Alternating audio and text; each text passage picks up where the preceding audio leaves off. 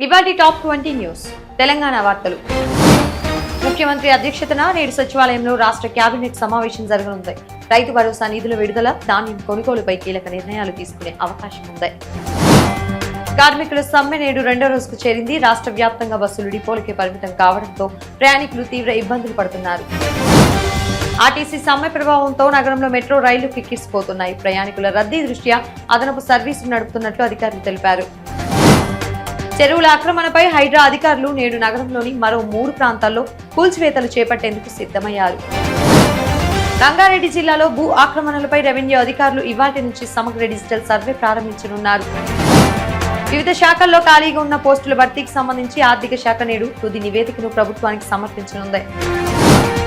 హైదరాబాద్ సహా పలు జిల్లాల్లో ఎండ తీవ్రత పెరగవచ్చని వాతావరణ శాఖ హెచ్చరించింది. పగటి ఉష్ణోగ్రతలు 43 డిగ్రీలకు చేరే అవకాశం ఉంది. ఆంధ్రప్రదేశ్ వార్తలు. విశాఖపట్నం సమీపంలోని అనకాపల్లిలో 5,400 కోట్లతో నిర్మించనున్న భారీ సోలార్ మ్యానుఫ్యాక్చరింగ్ యూనిట్ కు నేడు శంకుస్థాపన జరగనుంది. ఆంధ్రప్రదేశ్ 10వ తరగతి ఫలితాల విడుదలకు సంబంధించి విద్యాశాఖ నేడు అధికారిక ప్రకటన చేసే అవకాశం ఉంది. రాజధాని ప్రాంతంలో నిలిచిపోయిన ఐకానిక్ భవనాల నిర్మాణ పనుల పురోగతిపై నేడు కీలక సమీక్షా సమావేశం జరగనుంది. అవినీతి ఆరోపణలు ఎదుర్కొంటున్న దేవాదాయ శాఖ అసిస్టెంట్ కమిషనర్ శాంతిని ఏసీపీ అధికారులు నేడు కస్టడీలోకి తీసుకుని విచారించనున్నారు. విజయవాడలో నిరుద్యోగ సంఘాలు నేడు భారీ ప్రదర్శన నిర్వహించనున్నాయి. నిరుద్యోగ భృతి, కొత్త నోటిఫికేషన్లపై వారు డిమాండ్ చేస్తున్నారు.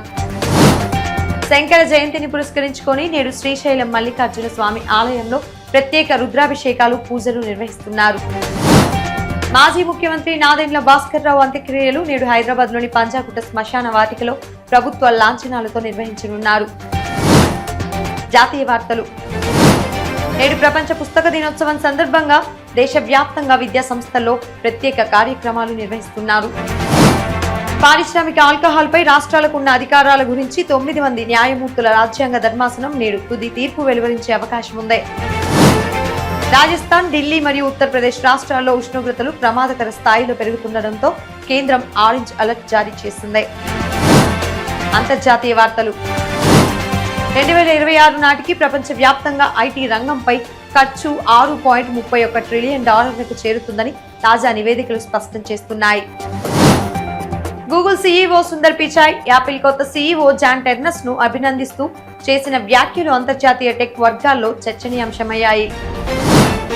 మధ్యప్రాచ్య దేశాల్లో ఉద్రిక్తతల వల్ల అంతర్జాతీయ మార్కెట్లో ముడి చమురు ధరలు నేడు మరింత పెరిగాయి.